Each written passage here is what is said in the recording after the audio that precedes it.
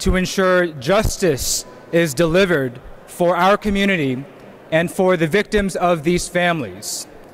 A lot of work still has to be done to ensure that we are fighting discrimination of any kind, whether it's against the Asian American community, the Muslim community, or the LGBTQ community. Much remains to be done when it comes to fighting and stopping gun violence in the state of Georgia and in this country. While this is a somber day and a somber occasion, I have hope based on the resilience that our community has demonstrated in light of this horrific event. I have hope with the understanding that members of the Asian American community, members of marginalized community will be empowered to work together, to organize, to ensure that we are moving our state forward and using what power we have to elect leaders who will do the right thing, not just for their own political interests, but for all of us. So, in honor of the victims, in honor of the survivors of this horrible shooting, may we continue to work together to move Georgia forward.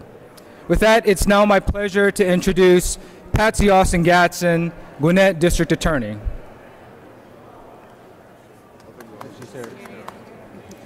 So if our Gwinnett District Attorney is not yet here, it is my privilege and honor to introduce my good friend and colleague, Representative Long Tran, from House District 80. Thank you, Sam. Good morning, everyone. So 40 years ago, around 1984, I remember reading on the news and watching on TV about how the KKK was waging war against the Vietnamese community. My parents were Vietnamese refugees. And shortly after that, I remember watching a news story about Vincent Chin, who was beaten to death in Detroit. 40 years later, as I woke up, my phone was vibrating off its nightstand, and all over the news was reports of the spa shooting. I quickly went to my cafe, sent my employees home because I didn't understand what exactly was happening, but I didn't want to put my wife and my employees at risk. So I kept the business open. I sent a message that we weren't going to close because of fear, but I worried about my safety. And all the feelings I had as a kid returned. 40 years later, our AAPI community still struggles with Asian hate. And so in the 2 years since, we've made great strides. We have an AAPI caucus here at the state capitol, 11 AAPI elected state legislators. So we are making progress. We are fighting back against Asian hate. We are proud that we have members from all over Georgia here with us today from the various communities, whether it's the Latino, the Jewish, LGBTQ, Black, white. We're all here standing together to fight against hate. And I appreciate all of the folks from outside of Georgia who has come to stand united with us and the rallies that are happening all across our country to fight Asian hate. Is Erica Morigatsu here? No, not here yet. So at this time, is Rua here? Right here. Yeah, right here. Okay. Yes. Oh, sorry, Rua. All right. At this time, I'd like to invite Rua Roman to come up. Good morning. Thank you, everyone, for being here on a Thursday morning. And I'm standing before you today to remind all of you that, unfortunately, as discriminatory as hate is, it has a tendency to not be very discriminatory against a lot of group of people. And as you all have seen and heard, the Asian community is incredibly diverse, just like the Muslim community is incredibly diverse. And within our own communities, there are diverse and vast Asian populations from Southeast Asia, Southwest Asia, and all around the continent. Unfortunately, we have not been spared of this hate either. My community just yesterday commemorated the Christchurch shootings in New Zealand that took the lives of countless Muslim worshipers. Around the country, mosques and Muslim communities continue to face death threats intimidation. Sometimes they've had guns shot at their mosques, and it hasn't ended, and it hasn't abated. And at some point, I've had to ask myself, when is it going to be over? Because frankly, I'm tired of every day becoming a new anniversary to commemorate another of our loved ones lost. And so, in honor of those that we have lost, I sincerely hope and I sincerely pray that we dedicate each and every day to fighting back against this hate. Because even though it might not be as prevalent on every headline every day, it's still happening. And it's still happening against our communities. And so for all of you that came out today, thank you for being here. This is incredibly important to remember. This is incredibly important to teach those around us what our communities are facing every day. Because if we forget, those groups find ways to gain even more power. Because unfortunately, a lot of this hate is organized. While a lot of these actors may seem like lone actors, they are absolutely being organized online by extremist organizations to be hateful. The spread of mis and disinformation has become so dangerous that it has now turned into real-world action and hate and crime and violence. And so today I urge all of you to continue to remember those that we lost and continue working to preventing us from losing anyone else moving forward. Thank you for being here. So now I will introduce Erica. Okay, Erica Moritsatsku. Hey, come on up. Thank you. Yeah, of course. Thank you for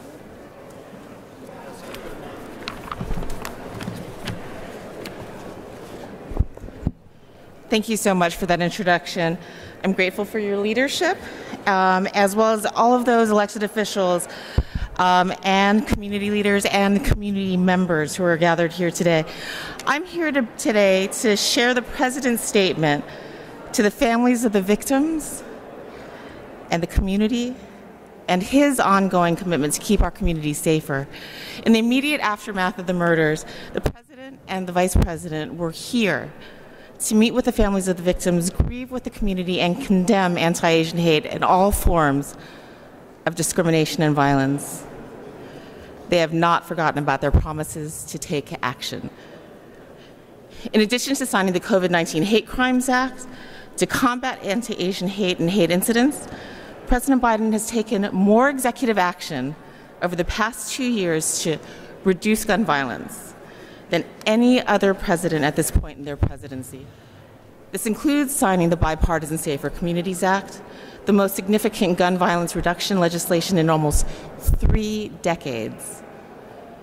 And on Monday in Monterey Park, where I was with him, he also took historic action to further reduce gun violence and save lives. He announced an executive order with the goal of increasing the number of background checks conducted before firearm sales, moving the U.S. as close to universal background checks as possible without new legislation. The executive order will also keep more guns out of dangerous hands by increasing the effective use of red flag laws, strengthen efforts to hold the gun industry accountable, and accelerate law enforcement efforts to identify and apprehend the shooters menacing our communities. President Biden is also encouraging the Federal Trade Administration to issue a public report analyzing how gun manufacturers market firearms to minors. And he continues to call upon Congress to act. In the meantime, President Biden will do everything he can to end the scourge of gun violence and hate and extremism in this country. The administration will fight alongside you to protect our families and communities. We have a great faith in the community of the Atlanta metro area and hope for our country as we continue in this journey together to heal the soul of the nation. It's now my honor to introduce Congresswoman my friend. Oh my goodness. Hello. Please. She needs no introduction. No.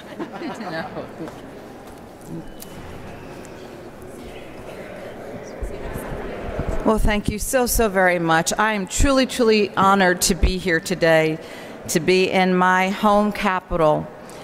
And of course, today is a very difficult anniversary. Today, we remember the 8 lives that were stolen from us by an act of hate, facilitated by unfettered access to weapons. We mourn the tragic loss of 8 souls who should still be with us today. And we will reflect on our responsibility to condemn the racism and the bigotry that fueled this senseless tragedy. And we must rededicate ourselves again and again to our responsibility to act, to champion solutions that does save lives. I know what a day like today feels like. Last month, I actually celebrated what should have been my son Jordan's 28th birthday. He's been gone from us now for over a decade. And not a day goes by that I don't miss his smile or his gregarious laugh. My fellow survivors, which some are with us today, you are honoring the memory and the legacy of your loved ones in your advocacy. Thank you for your courage, and thank you for standing here and being a voice for this movement. We in Georgia are on the front lines of the fight to end gun violence. And I want to report that we are actually making progress. Last year, we celebrated the passage of the Bipartisan Safer Communities Act, my law, a law that I passed, which is actually the first most substantial gun violence prevention efforts that we've had in this country in over 30 years. I'm so proud that my bill works to keep guns out of the hands of those who should not have access to them, who are posing a threat to themselves and to others within their communities. And I am pleased that the President took additional action this week to accelerate the work to reduce gun violence with his executive order. Here at the state level, Georgians are truly lucky to have such dedicated leaders standing behind me, working here in this Gold Dome, leaders fighting to end gun violence. Representative Au, I want to congratulate you on your safe storage bill receiving a hearing this morning. The legislative measures that you and your colleagues that are standing here today are working on to pass and to save lives. I want to remind those in attendance today that their efforts to find common sense solutions, these are efforts that overwhelmingly a large percentage of Georgians accept. A large percentage of Georgians overwhelmingly support these efforts, the work that they are doing right here in Georgia. It is such a privilege for me to be your partner in service to the people of this state. And I will always champion solutions that continue to preserve the lives, keep our children and our communities safe. And at this time, it is my honor to introduce Mr. Robert Peterson, the son of Yong Ae Yue, also a survivor. And I want to thank him for his courage and his willingness to stand on the front lines to save lives here in Georgia.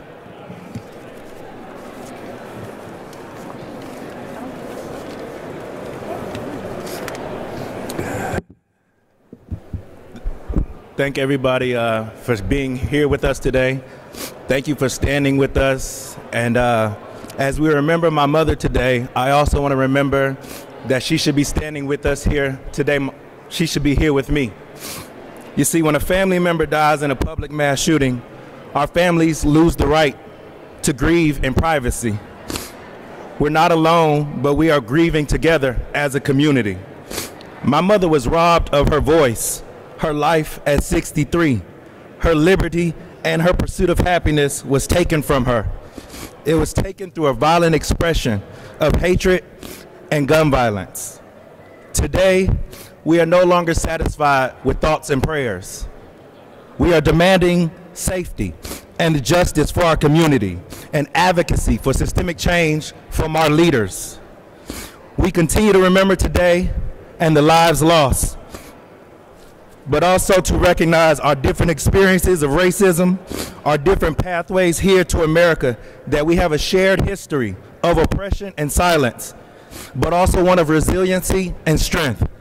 Today is a day to reimagine and redefine what it means to be Asian in America, to show that we are no longer invisible and quiet, but we are now out front and center, loud and proud. And so thank you to everyone here today to stand with me and the other victims' families, and for hearing our story. Thank you.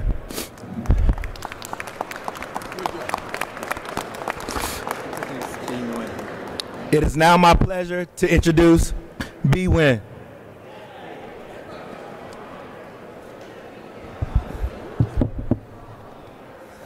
Good morning.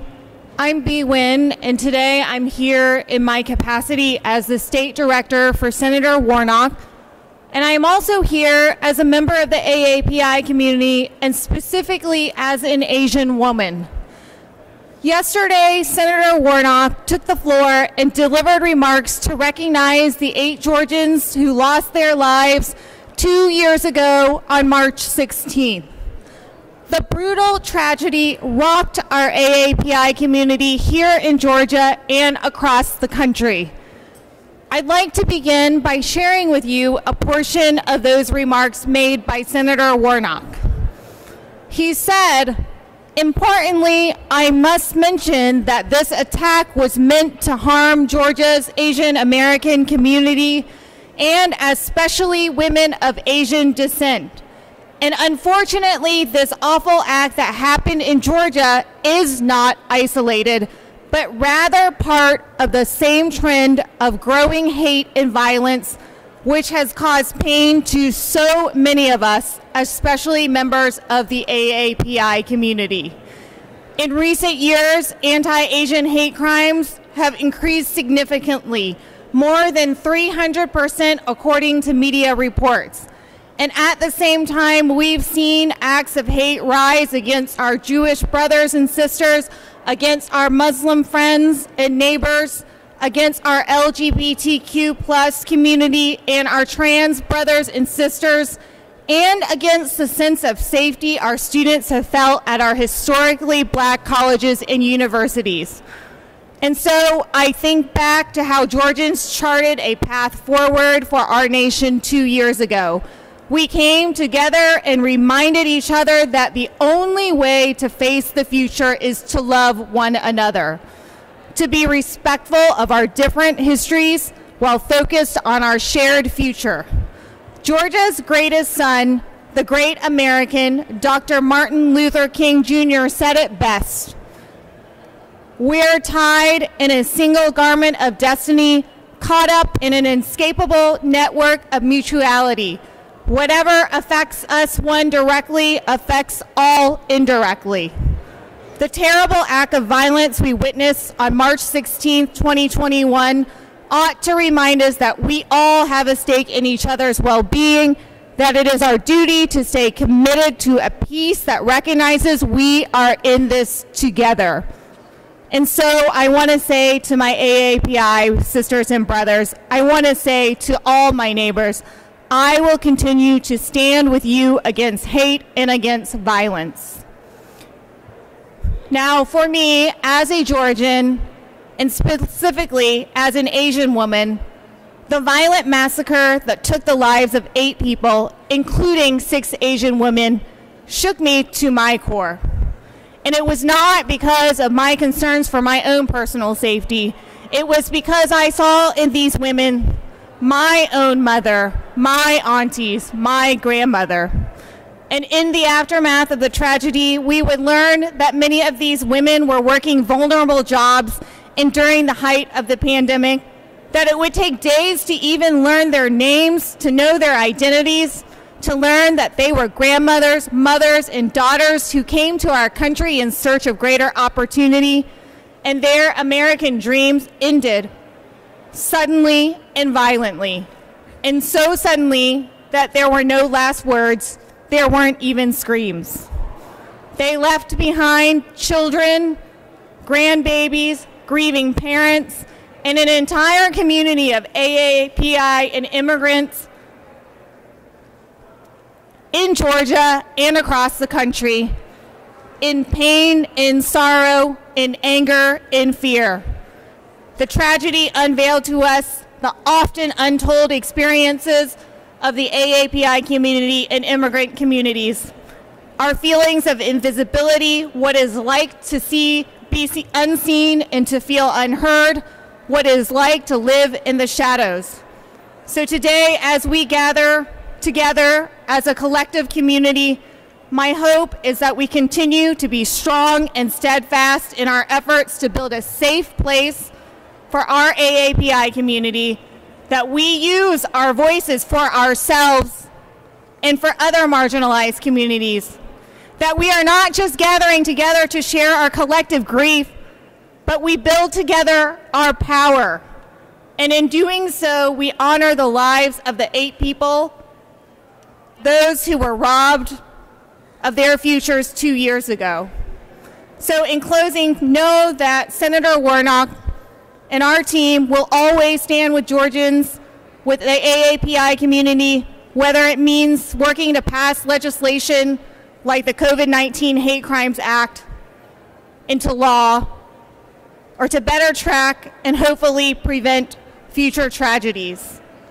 We are in this together, and me personally, as an Asian woman, I will always use my voice to stand up for our community and other marginalized communities. Thank you. At this time, I'd like to invite Patsy Austin Gaston to come up, please.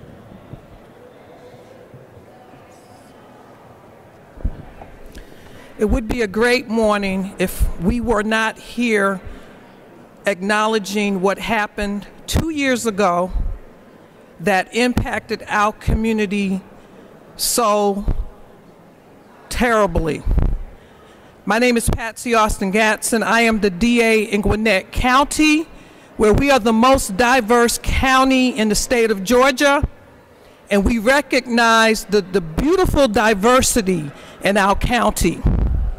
And we ask that we do unite at this point to make sure that people are not constantly going through these types of hate crimes that we are dealing with. When the 8 people were killed, murdered, this impacted all of us. Because being an African American woman in the United States, being the first black woman as DA in Gwinnett County, we have come a long way, but we have much, much further to go. And being in the city that we are in Atlanta, a city of peace, we want to have that peace. And I implore all of the members of our community and our society to unite when it comes to anyone in our society being targeted. And especially this day, when we know that Asian Americans, AAPI community has been targeted. It should not ever be anything that gets normalized. We should be ready to stand with our entire community and be that city of peace that Metro Atlanta is supposed to be. Thank you, and I will not belabor this, but we must act. We must make sure that guns, weapons, and all of that be brought to the forefront of the agenda so that we are not this city. We are a city of love, not hate. Thank you.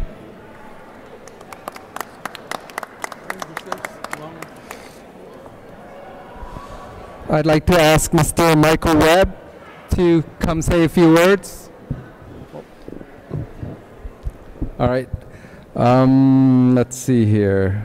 Dr. Au is still in committee. They're still in the committee. So we've got a couple more speakers. They're on their way. After this press conference, we will be headed over to the freight depot. I hope you all can join us over at the freight depot for our program over there, held by various Asian American advocacy groups here in Atlanta, Georgia. Michelle, would you like to say something? No. Okay.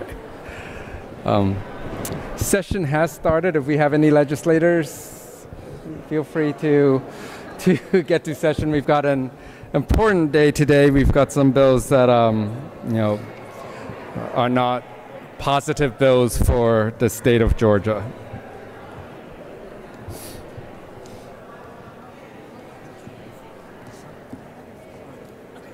So, Michelle Kang from our Korean American community is going to say a few words. Hello everyone, my name is Michelle Kang, Secretary General of the Atlanta Korean American Committee Against Asian Hate. The committee was formed the next day, March 17, 2021, with the first generation Korean Americans. This is the first committee voiced about racial problems, and the social justice. And when we've been doing a lot of events like the vigil after the shootings, so March 25th and 2021, and we had another educational seminar why we need to include Asian American history in K-12 curriculum and other events. And we have second anniversary commemoration events tonight at Korean Community Center in Norcross. It's going to be community concert, open to everybody and free concert. We welcome every community members. I hope see you all there. Thank you.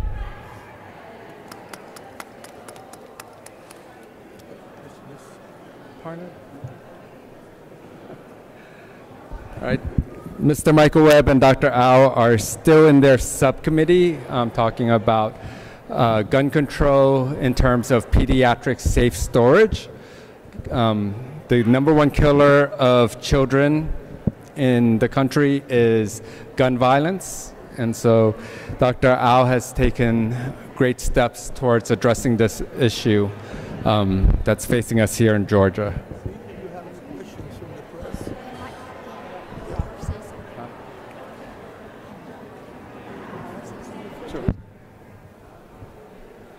I'd like to invite Robert Weinstein to say a few words.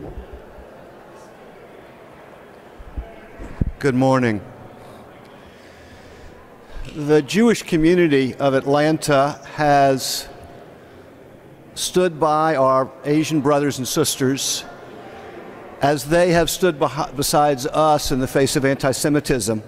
And it is important for us to all remember that we are all in one boat together, and that when someone strikes out to one of our minority communities, whether they be Jewish or Asian or Muslim or LGBTQ, they create a hostile environment which perpetuates violence. And that when someone attacks a minority group because of their membership in that group, there are not only the victim who is attacked, but the entire community which is made to feel under attack. And that's the reason that it is so important that we have hate crimes legislation here in Georgia. It is also so important when anyone in our community is attacked that we all gather around them. And that's the reason that it's so important for those of us who are not part of the AAPI community to reach out and to help share the burden that this community feels today. I thank you. Thank you, Robert. All right. I'd like to invite Mr. Michael Webb to come up and say a few words.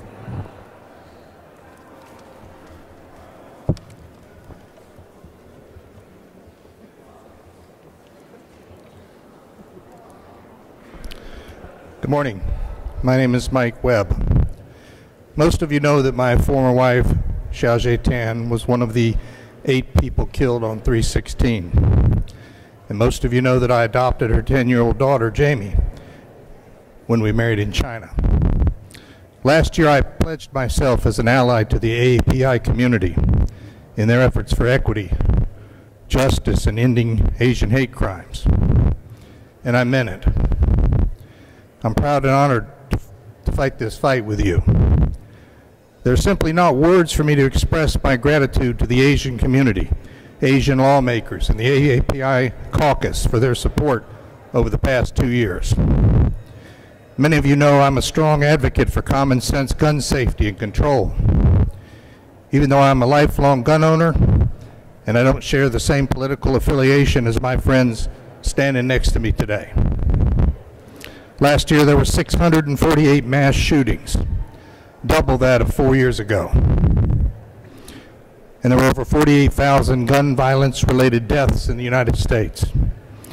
Guns are the leading cause of violent death in the United States, and now guns are the leading cause of all injury-based deaths among children and young adults in the United States. And listen careful to this. 90% of all women, 92% of all children who were killed by guns in the world in 2020 were killed here in the United States. Folks, we simply have to get our arms around this, and we can't give up. It's now my pleasure to introduce Representative Michels Au of the 50th District, someone I know will never give up.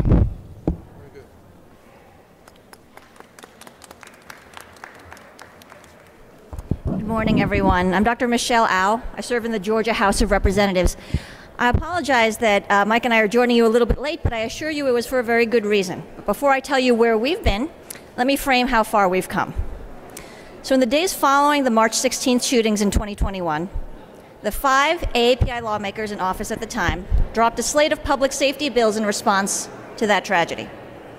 2 of the bills had to do with language access to law enforcement for reporting incidents of violence and discrimination. And 1 bill had to do with gun safety. Because it's not possible to acknowledge the events of March 16th and the fact that they could not have had the deadly effect we saw without the easy, the ready, the immediate access the murderer had to a gun. So what happened to that slate of bills that we dropped that year? Well, I hate to tell you this, but they were completely ignored. Thoughts and prayers abounded, but hard action was scarce. I finished out my first term in the Georgia General Assembly just as we started, with our Republican majority refusing to give even the most common sense gun safety legislation even the courtesy of a committee hearing. But what has happened since with our AAPI caucus? Well, what's happened is that we persisted, we stayed, and we grew. And this past year, we elected the largest legislative AAPI caucus in the continental United States, right here in Georgia. We pushed, we did not back down, and we made sure that we were heard, not just for ourselves, but for our communities, and for those voices not always heard in buildings like this, and for those we lost on March 16th of 2021. So this morning, I'm pleased to tell you that Mr. Webb and I just walked back from presenting HB 161, the first substantive committee hearing for a gun safety bill that we have had since the tragic events 2 years ago to this day. Because the AAPI community insists on being seen. We insist on being heard. And we know that in order to do that, we must raise our voices and demand it. So today we honor and remember those that we lost, and we continue to work on their behalf and in their honor. Their names are Sun Chung Park, Hyun JungGrant, Sun Cha Kim, Yong Ae Yue, Xiaojie Tan, Daoyou Feng, Delaina Yaun Gonzalez, and Paul Andre Michels. May our memories of them continue to be a blessing, and may the injustice of these senseless losses continue to fuel the change we need to see. And with that, I'd like to open to any questions for any of our speakers or community members here. Any questions? Raul.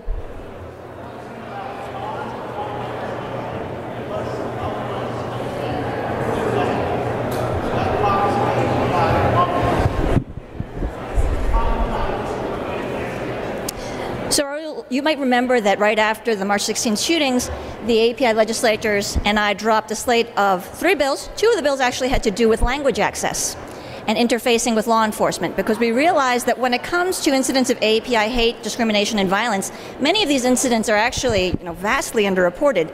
And that is for a lot of reasons, right? But one of the reasons has to do with language access, particularly in immigrant-heavy communities, that there is a difficulty and a reticence to engage with law enforcement, particularly when there are cultural or language barriers.